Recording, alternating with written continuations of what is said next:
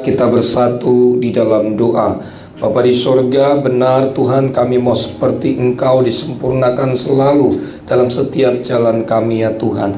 Kami mengucap syukur siapapun kami hari ini yang hadir. Yang sakit pasti disembuhkan, yang terikat pasti dilepaskan. Dan kami percaya segala pergumulan kami Tuhan Yesus berikan jalan keluar.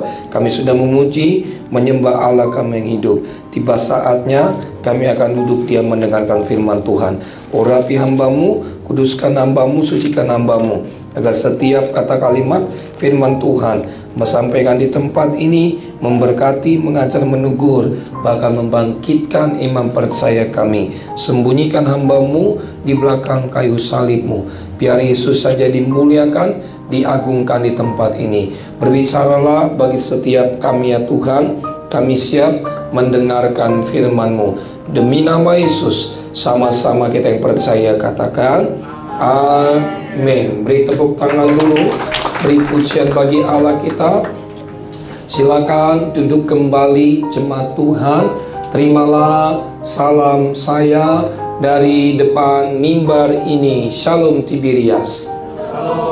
Masih kurang semangat. Shalom Tiberias. Apa kabarnya? Luar biasa. Banyak berkat, Amin. banyak mukjizat, Amin. banyak kuasa, Amin. banyak kepeng. Amin. Yuk kasih dulu salam kanan kiri saudara. Jumpai 30 orang. Katakan selamat datang, selamat beribadah. Yesus mengasihi, Yesus memberkati saudara. Saudara bilang kok 30 orang Pak? Banyak sekali. Siapa tahu ya saudara lagi ada utang. Pas lagi salam di gereja, lunas utangnya. Amin. Bercanda saudaraku. Jangan terlalu serius hidup ini. Karena juga sisi terakhir. Puji Tuhan, hari ini tema atau judul khotbah saya berbicara tentang Tuhan sumber kekuatanku, atau God is my strength and power.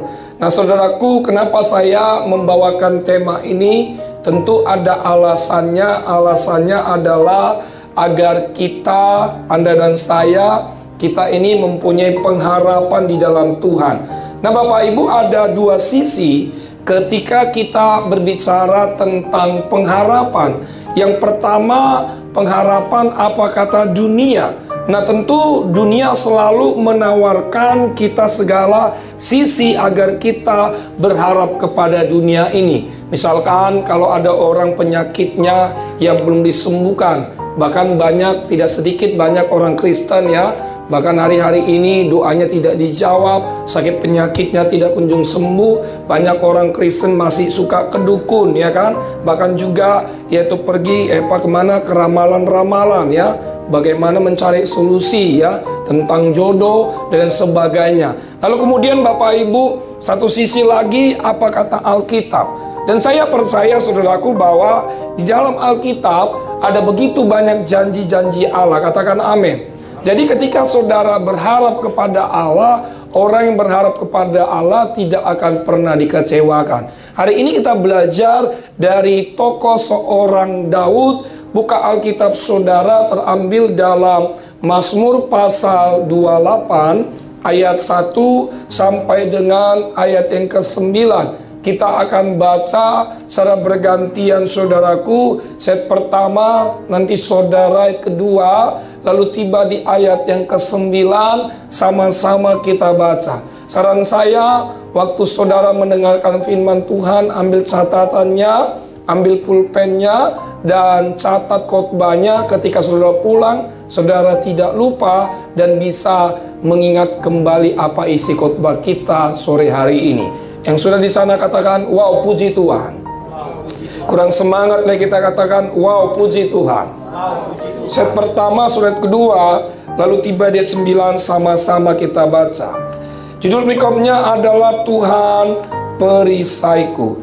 Dari Daud, kepadamu ya Tuhan gunung batuku, aku berseru, janganlah berdiam diri terhadap aku, sebab jika engkau tetap membisu terhadap aku, aku menjadi seperti orang yang turun ke dalam liang kubur. Ayat 2, saudara.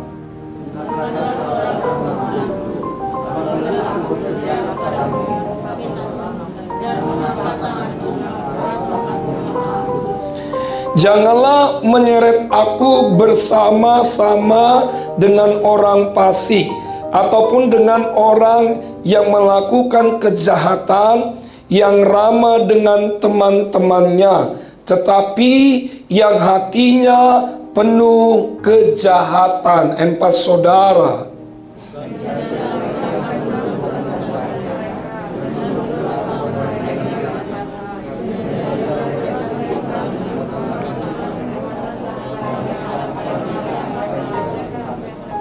Karena mereka tidak mengindahkan pekerjaan Tuhan dan perbuatan tangannya, Ia akan menjatuhkan mereka dan tidak membangunkan mereka lagi. Ayat 6, saudara.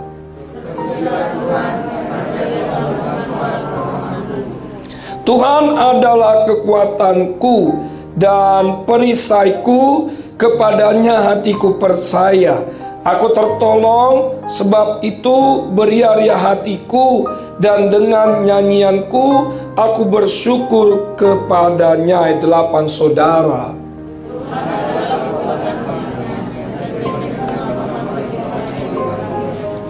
Ayat 9, sama-sama kita baca 2, 3. Iya, selamatkanlah kiranya umatmu dan berkatilah milikmu sendiri. Gembalakanlah mereka dan dukunglah mereka untuk selama-lamanya. Berbahagialah bagi setiap kita hari ini yang mendengarkan firman Tuhan serta melakukan firman Tuhan ini dalam kehidupan kita setiap hari. Saudaraku, tahukah saudaraku, bagi manusia ada dua hal yang selalu diandalkan. Yang pertama, manusia suka mengandalkan yang namanya dunia. Manusia suka mengandalkan yang namanya kehebatannya. Manusia suka mengandalkan yang namanya kekuatannya. Manusia suka mengandalkan yang namanya posisi jabatannya. Itu bagi orang dunia. Lalu kemudian manusia suka mengandalkan Tuhan. Nah, suka atau tidak suka, kadangkala bagi setiap kita orang percaya, sering sekali kita ini mengandalkan kedua hal ini. Karena apa? Karena ada begitu banyak orang Kristen berpikir karena mereka masih tinggal dalam dunia ini. Tetapi seharusnya kita sebagai orang Kristen, saya sebagai hamba Allah memperingatkan saudara, kita ini sudah ditebus dengan darah Yesus. Kita ini sudah lahir baru. Oleh sebab itu saya memberi pesan kepada saudara, mari kita selalu mengandalkan Allah. Katakan amin. Nah, saudaraku, dalam cerita ini bahwa Daud mengungkapkan isi hatinya, bahwa Daud mengungkapkan perasaannya kepada Tuhan, dan Daud berkata bahwa Tuhan adalah perisaiku. Saudaraku, Mazmur pasal 28 ini ditulis oleh Daud sendiri. Kalau saudara pelajari Alkitab saudara, dari 150 pasal kitab Mazmur, 73 kitab itu ditulis oleh Daud sendiri. Sisanya ditulis oleh teman-temannya. Nah, Daud diurapi oleh Samuel pada umur 15 tahun. Tetapi tahukah saudaraku bahwa Daud menjadi raja pada umur 30 tahun. Nanti saudara baca Alkitab saudara, di dalam 2 Samuel pasal 5 ayat 4, di sana jelas sekali bahwa Daud ketika menjadi raja bangsa Israel pada umur 30 tahun. Jadi antara umur 15 sampai dengan umur 30 tahun, bayangkan selama 15 tahunlah Daud menantikan untuk menjadi raja bangsa Israel. Nah, Daud Bapak Ibu selama menjadi raja dalam pemerintahannya itu kurang lebih 40 tahun. Kenapa saya berani berkata demikian? Kalau saudara pelajari Alkitab saudara baik-baik, Daud itu mati pada umur 70 tahun. Karena Daud mengatakan dalam Mazmur pasal 90 ayat 10, Daud mengatakan masa hidup kami 70 tahun dan jika kami kuat 80 tahun. Jadi 40 tahunlah Daud memerintah menjadi raja. Saudaraku, kalau saja Daud mengatakan masa hidup kami 70 tahun dan jika kami kuat 87 tahun, itu artinya bahwa manusia itu punya yang namanya sisi kelemahannya. Itu artinya bahwa umur manusia itu punya masa tenggangnya. Iya kan? Sama seperti Bapak Ibu saudara membeli pulsa. Kalau saudara membeli pulsa misalkan harga 100.000 untuk kota, ya kan? Misalkan paling tinggi saudara dapat 15 GB, ya kan? Nah, itu pun saudaraku, itu ada masa aktifnya, ya kan? Apalagi misalkan saudara beli pulsa simpati misalkan, saudara beli 100.000, nggak mungkin pulsa itu bertahan sampai 1 tahun, kecuali kalau saudara nggak pernah pakai, iya kan? Apalagi misalkan saudara punya handphone, ya. Saudara punya handphone Bapak Ibu yang dikasih dalam nama Yesus, tentu baterainya juga ada masa ya kekuatannya. Kalau handphone saudara misalkan udah mau lowbat, tinggal 1% misalkan, mau nggak mau saudara harus isi dayanya, ya. Dengan apa? Pakai listrik kan. Maka ketika saudara mengisinya, maka baterai handphone saudara kalau udah 1 jam 2 jam maka 100%. Iya kan? Nah, Bapak Ibu yang dalam nama Yesus, oleh sebab itu kekuatan kita itu berasal dari 2 hal. Yang pertama, ada kekuatan jasmani atau kekuatan fisik. Nah, kekuatan jasmani ini kita peroleh, kita dapatkan ketika saudara mengkonsumsi dari makanan-makanan. Misalkan nasi, buah-buahan, sayur dan sebagainya. Itu kekuatan fisik. Tetapi Bapak Ibu, kekuatan fisik ini pun ada batas kelemahan dan kekuatannya. Tetapi ada kekuatan yang namanya kekuatan spiritual. Kekuatan spiritual inilah peran aktif oleh kekuatan Roh Kudus. Kekuatan Roh Kudus ini kita peroleh ketika saudara memakan makanan dari makanan rohani. Misalkan baca Alkitab, betul? Misalkan saudara rajin berdoa. Misalkan saudara rajin pujian penyembahan. Oleh sebab itu Rasul Paulus berkata dalam 2 Korintus pasal 4:16, dia berkata, sebab itu kami tidak tawar hati, tetapi meskipun manusia lahiriah kami semakin merosot, jadi manusia fisik kita, lahiriah kita meskipun merosot, tapi Paulus mengatakan, namun manusia batinia kita semakin hari diperbarui dari hari ke hari. Nah, kita akan belajar Bapak Ibu melalui latar belakang ini. Ada 3 hal bagaimana supaya Tuhan menjadi sumber kekuatan kita. Yang pertama, Mazmur 28 ayat 1 sampai dengan 2. Silakan Pak.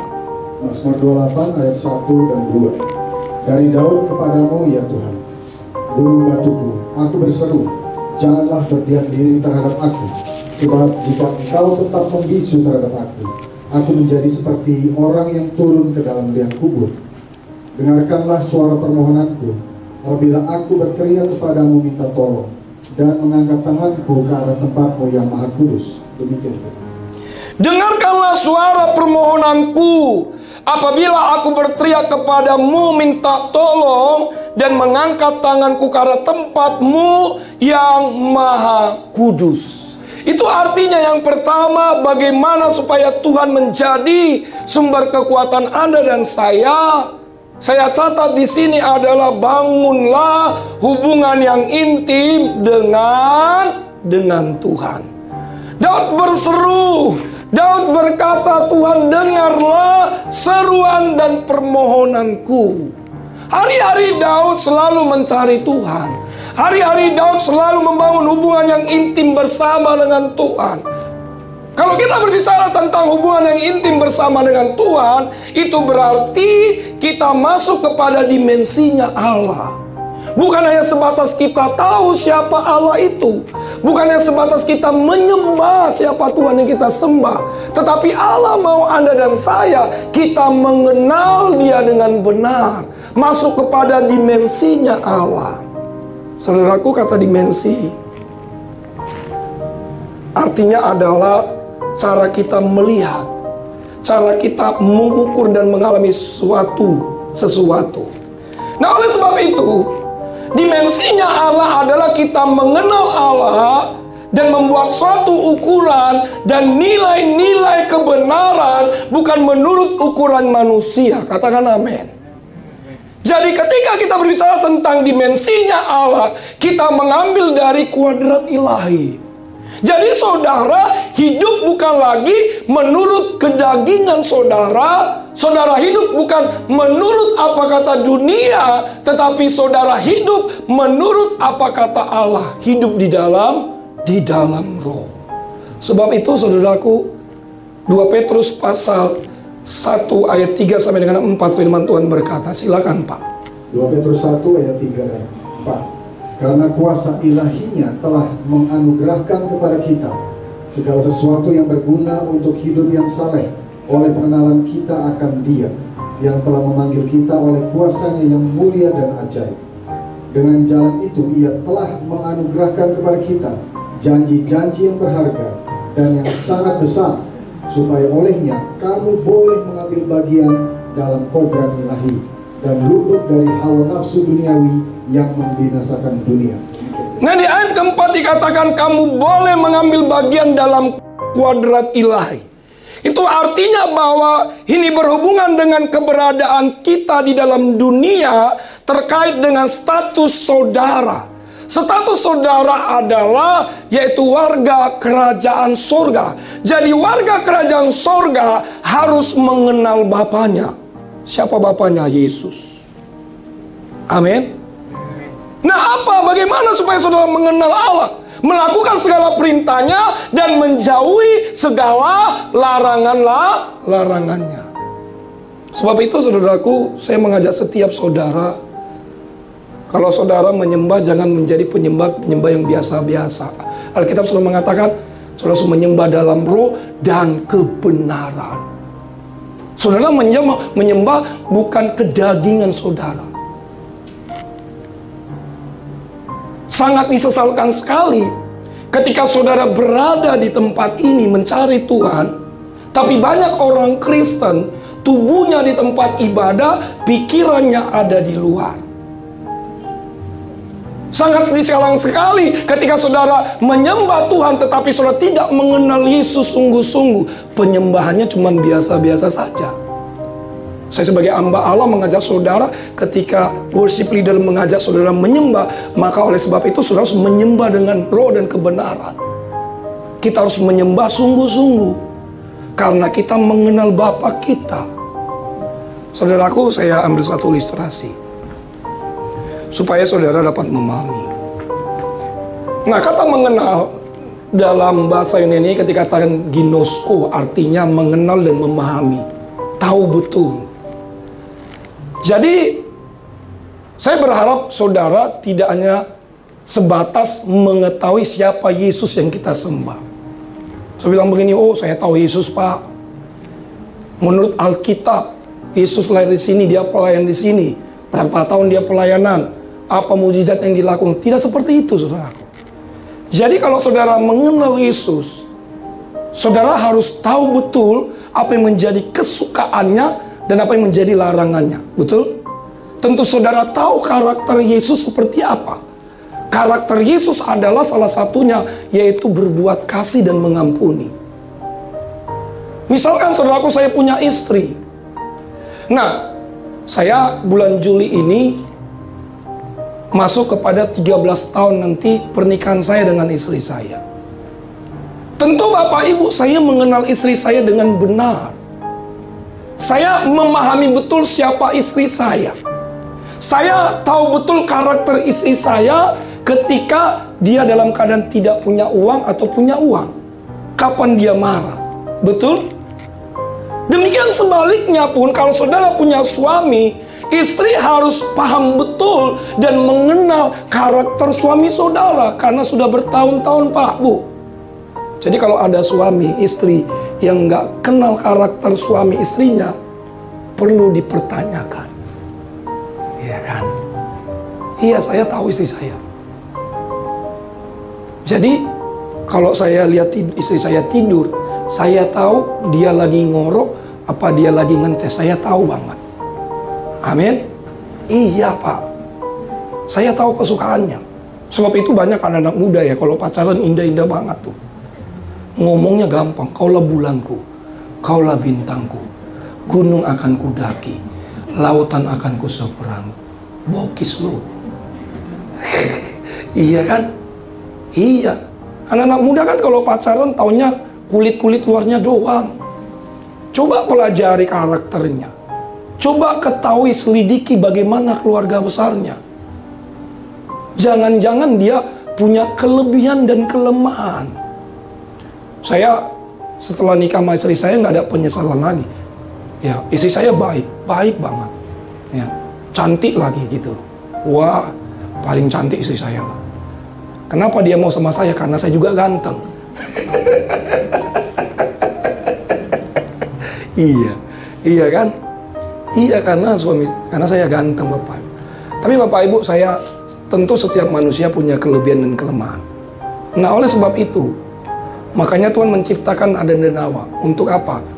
Menutupi kelemahan antara satu dengan yang lain. Gak ada manusia yang sempurna. Amin.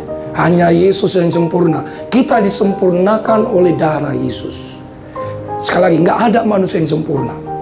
Kita disempurnakan hanya oleh darah Yesus. Nah, waktu saya nikah Bapak Ibu, biasanya kalau orang pacaran kan yang indah-indahnya ya. Ternyata ada kelemahan istri saya yang harus saya tutupin, yang harus saya, istilahnya, saya harus ngalah. Kelemahan saya istri saya tahu saudara, suka ngambek. Tuh. Aduh, istri saya kalau udah ngambek, aduh, kita sebagai suami nih, kita harus ngalah. Bayangkan selama 13 tahun saudaraku, iya kan? Karena saya udah tahu kelemahan dia, saya tahu kelebihan dia, dan istri saya pun dia sangat betul dan paham bagaimana kekuatan dan kelemahan saya, gitu. Nah, kalau saudara pelajari Alkitab saudara dalam Injil Yohanes, ketika Yesus menampakkan diri kepada murid-muridnya yang ketiga kali, selesai mereka sarapan, iya kan? Yesus bertanya kepada Petrus, ya kan? Yesus melontarkan 3 pertanyaan sampai 3 kali kepada Petrus. Dia bilang begini, Petrus anak Yohanes, apakah engkau mengasihi aku lebih daripada yang lain? Tetapi Petrus menjawab dengan kasih phileo. Pertanyaan Yesus adalah pertanyaan kasih, yaitu agape, menyenangkan hati Allah. Kasih agape adalah kasih memberikan nyawanya kepada sahabat-sahabatnya. Tapi pada kenyataannya, Petrus ternyata tidak mengenal Yesus dengan benar. Yang dijawab oleh Petrus adalah kasih phileo, bukan agape. Oleh sebab itu Yesus mengatakan, Petrus, gembalakanlah domba-dombaku. Mungkin saya bilang begini, Pak, jawaban Petrus kan benar. Ketika Yesus bilang, apakah engkau mengasihi aku? Lalu Petrus bilang, benar Tuhan, aku mengasihimu. Tetapi jawaban Petrus sebenarnya bukan jawaban agape, bukan jawaban kasih agape. Jawaban yaitu kasih Phileo. Sebab itu Yesus menekankan sampai 3 kali. Dia bilang begini, gembalakanlah domba-dombaku Petrus. Gitu. Tapi saudaraku, walaupun Petrus tidak mengasihi, tidak mengenal Tuhan benar sungguh-sungguh, tetapi Yesus tetap mengasihi Petrus selama-lamanya. Amin. Buktinya apa, Pak? Saudara baca Alkitab saudara, di hari Pentakosta, ketika Roh Kudus dicurahkan, Petrus banyak mengadakan tanda kuasa dan mujizat Tuhan. Amin. Petrus dipakai oleh Tuhan. Iya kan? Demikian pula hari ini saudara. Jangan cuma sampai sebatas mengetahui siapa Tuhan yang kita sembah. Saudara mengalami, mengenal siapa Tuhan yang kita sembah. Saya percaya ketika saudara mengenal menyembah Tuhan dengan benar, maka doa-doa saudara akan dijawab oleh Tuhan. Beri tepuk tangan, beri pujian bagi Allah kita. Itu yang pertama. Yang kedua, buka Alkitab kita dalam Mazmur 28 ayat 6 sampai dengan 7. Mazmur 28 ayat 6 dan 7. Terpujilah Tuhan, karena Ia telah mendengar suara permohonanku. Tuhan adalah kekuatanku dan perisaiku. Kepadanya hatiku percaya. Aku tertolong, sebab itu beria-ria hatiku. Dan dengan nyanyianku aku bersyukur kepadanya. Demikian firman Tuhan. Yang kedua yang dapat kita pelajari, bagaimana supaya Tuhan menjadi sumber kekuatan kita. Bersyukurlah kepada Allah. Kata bersyukur artinya rasa terima kasih kepada Allah, memberikan satu pernyataan dalam mulut, dan bukan hanya saja di dalam mulut, tetapi mengungkapkan perasaan isi hatinya kepada Tuhan, bahwa Tuhan sangat baik. Dalam situasi kondisi apapun, kita sebagai orang percaya, suka atau tidak suka, saudara harus mau bersyukur kepada Allah. Kenapa? Karena bersyukur adalah perintah Tuhan. Bapak Ibu yang dikasihi dalam nama Yesus, orang yang bersyukur kepada Allah adalah orang yang mengarahkan pandangannya kepada Tuhan. Katakan amin. Sekali lagi Bapak Ibu, orang yang selalu bersyukur kepada Allah adalah orang yang mengarahkan pandangannya kepada Tuhan. Mungkin mudah bagi kita untuk mengucap syukur ketika keadaan dalam sedang baik-baik saja. Tetapi alangkah sangat sulitnya ketika kita berada di tengah-tengah dalam kesesakan. Tetapi Alkitab selalu mengatakan, mengucap syukur itu adalah merupakan perintah Tuhan. Paulus mengatakan mengucap syukurlah dalam segala hal. Saudaraku, kenapa Daud itu selalu suka bersyukur di hadapan Tuhannya? Saya sangat tertarik dengan tokoh Daud ini ya. Nah, Daud ini, saudaraku, ada 2 bukti ya. Daud ini dicatat dalam Alkitab, Daud ini ternyata adalah anak yang tertolak. Loh, kok Pak Pendeta tahu? Daud ini, saudaraku, ternyata dia anak yang tertolak. Nah, kalau saudara lihat dalam Mazmur 27 ayat 10 slide berikutnya, dibilang begini. Sekalipun ayahku dan ibuku meninggalkan aku, nama Tuhan menyambut aku. Ternyata Daud pernah mengalami tertolak, ya kan? Dia pernah ditolak. Ditolak oleh siapa? Oleh kedua orang tuanya. Yang kedua, Bapak Ibu, sewaktu Samuel mengundang Isai, ayahnya Daud, diundang dalam upacara pengorbanan, apa yang terjadi? Tuhan berbicara kepada Samuel, lalu Samuel menyampaikan kepada Isai, supaya Isai diundang dalam upacara, yaitu pesta pengorbanan, supaya dibawa, yaitu ke-7 putranya, anak-anaknya. Salah satunya adalah Daud. Tetapi sesampainya Isai ya, bersama dengan yaitu anaknya Isa diperhadapkan oleh yaitu Nabi Samuel. Ternyata Daud tidak diikut sertakan. Oleh sebab itu Alkitab sudah mengatakan, Samuel berkata, "Masih adakah anakmu yang lagi?" Isa berkata, "Ada. Dia sedang mengembalakan kambing dong." Bayangkan, sangat tragis sekali, sangat sedih sekali.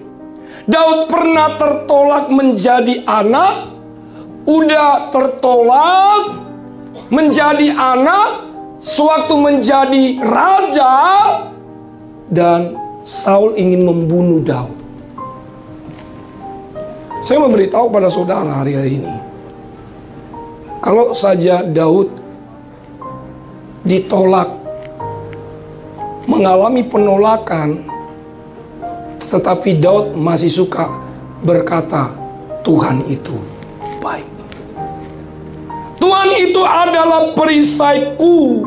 Daud selalu bersyukur kepada Tuhan. Amin. Ya, saudara, hari ini mohon maaf ini ya, sering ditolak. Apalagi anak-anak muda ini ditolak sama pasangannya. Jangan takut. Amin. Saudara ingat saya. Iya.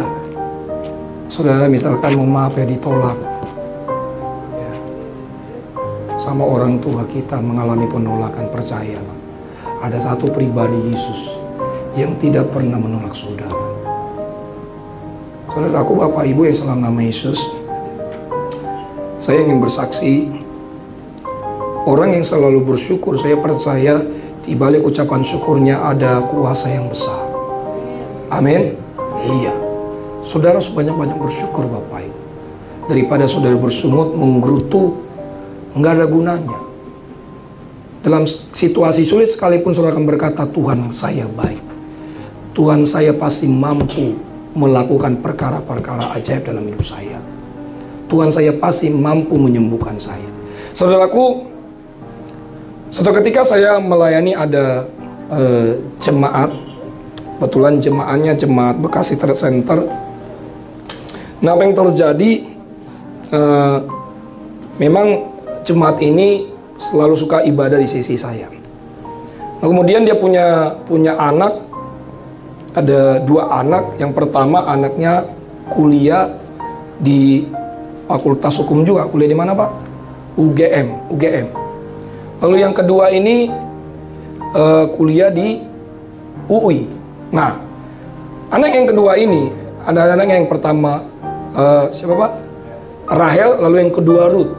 Nah, si Ruth ini ternyata mulai dari lahir dia mengalami penyakit yang namanya low vision. Saudara tahu low vision?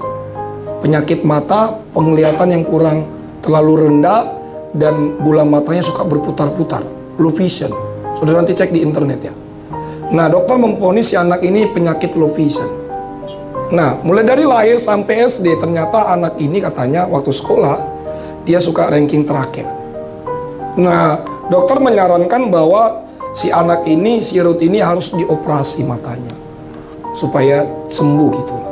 Tetapi orang tuanya menolak pisau operasi. Mereka nggak mau operasi. Nah, apa yang terjadi Bapak Ibu? Orang tuanya selalu ya rajin beribadah. Ya, orang tuanya selalu mengurapi matanya dengan minyak urapan. Selalu menyatu dengan tubuh dan darah Yesus. Mereka selalu bersyukur, mereka selalu berdoa dan minta pertolongan Tuhan. Nah, kemarin dia bersaksi sama saya. Saksinya agak lumayan menggelitik sedikit gitu. Kenapa menggelitik sedikit? Karena dia rajin ibadah di sisi saya, sisi pagi BTC. Jadi ceritanya dia kan suka didoakan gitu, didoakan, tapi saya nggak tahu minta didoain, yang penting didoakan gitu. Nah, pada akhirnya kemarin terakhir papanya ngaku, dia bilang, "Pak, tolong didoakan anak ini," terakhir itu sebelum pengumuman, "tolong didoakan anak ini supaya anak ini kuliah di UI supaya jebol Fakultas Hukum."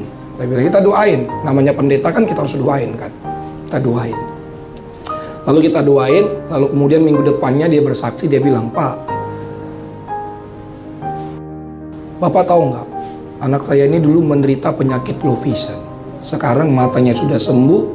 Kemarin Bapak doakan, anak ini sekarang kuliah di UI, ngambil jurusan hukum. Beri tepuk tangan dulu. Beri pujian bagi Allah kita. Amin.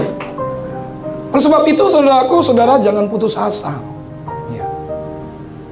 Dan beliau mengatakan bahwa SD dia selalu ranking terakhir, tetapi mulai dari SMP sampai kuliah, anak ini selalu juara 1. Wah, hebat Tuhan kita. Karena bagi Allah tidak ada yang mustahil. Saya tidak tahu yang menjadi penderitaan saudara hari-hari ini, penyakit saudara. Dan saya sebagai hamba Tuhan menyarankan saudara, banyak-banyaklah bersyukur, banyak-banyaklah berdoa, dan Tuhan tahu apa yang menjadi kebutuhan isi hati saudara. Beri tepuk tangan dulu, beri pujian bagi Allah. Yang terakhir, Mazmur 28 ayat 8 sampai dengan 9. Saya undang 28 ayat 8 dan 9. Tuhan adalah kekuatan umatnya dan benteng keselamatan bagi orang yang diurapinya. Selamatkanlah kiranya umatmu dan berkatilah milikmu sendiri. Gembalakanlah mereka dan dukunglah mereka untuk selama-lamanya. Demikian. Yang ketiga yang dapat kita pelajari, bagaimana supaya Tuhan menjadi sumber kekuatan kita. Bersandarlah kepada Tuhan. Perhatikan, ada kata Tuhan adalah kekuatan umatnya dan benteng keselamatan bagi yang diurapinya.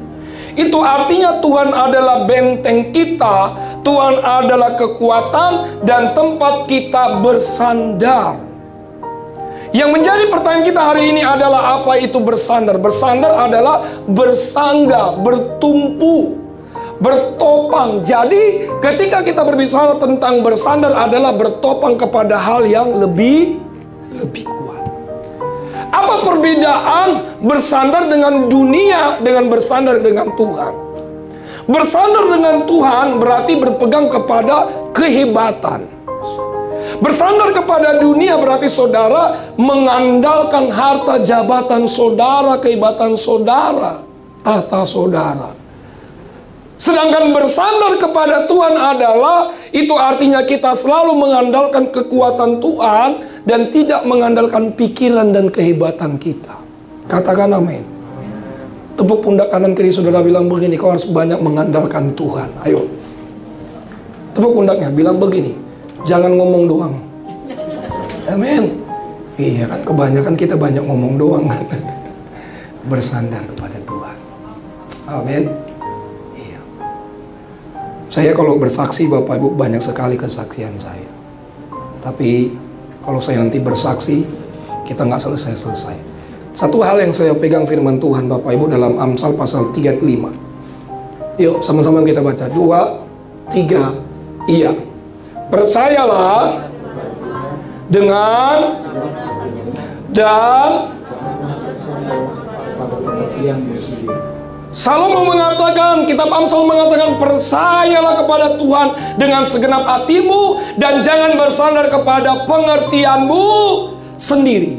Dan seorang teolog mengatakan, slide berikutnya, semakin kita bersandar kepada Tuhan, maka kita akan semakin tidak mengandalkan kemampuan dan kekuatan diri kita yang sangat terbatas. Saudara mau mengandalkan Tuhan, mau bersandar kepada Tuhan? Katakan amin. Waktu saudara mengandalkan Tuhan, percaya.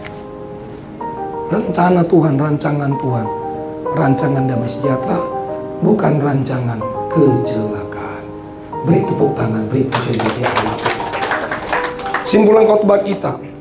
Ada 3 hal yang dapat kita pelajari supaya Tuhan menjadi sumber kekuatan kita. Yang pertama, bangunlah hubungan yang intim dengan Tuhan. Yang kedua, bersyukurlah kepada Tuhan. Yang ketiga, bersandarlah kepada Tuhan. Kalau ketiga hal ini kita pelajari, kita renungkan, percaya, saudara diberkati Tuhan. Jangan lupa BPJS.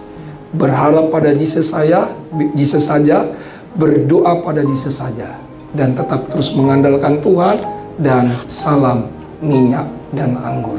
Beri tepuk tangan, beri puji bagi Allah kita. Mari kita berdoa. Tuhan Yesus, kami mengucap